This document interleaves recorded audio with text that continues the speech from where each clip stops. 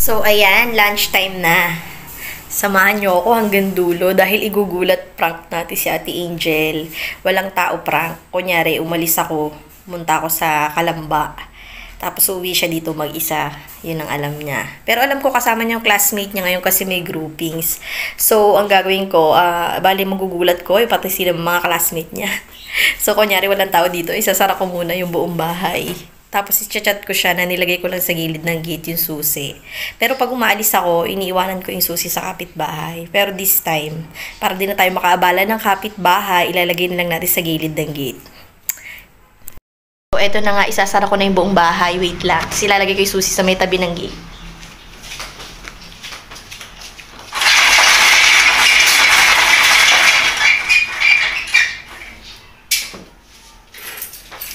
Susi.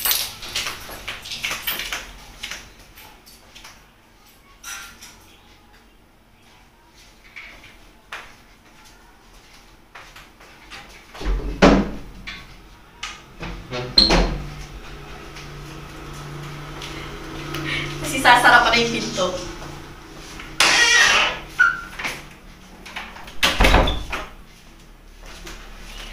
Ayan, sarado na lahat. Tapos, chichat ko lang siya kung nasa na siya. Tapos, sabihin ko na sa may gate yung susi. Para alam ko pag parating na sila. Kaya wait lang kayo, guys. Pa siya nagre-reply. Wala pa siya, pero naka-ready na lahat. Ayan, saradong-sarado na ang buong bahay. Ayan. Tapos doon ako pwesto mamaya sa may pinto. Gugulatin ko siya. Ang tagal niya. Magsasalang muna ako ng sinaing kasi baka dumating kasama yung kaklase niya para may pagkanin na sila. Kasi mag-groupings yung mga uniters day ngayon. May groupings yun. Yan, leader kasi si Ate Angel nyo kaya dito sila nagagawa. Wait lang, magsasaing muna ako habang wala pa siyang chat.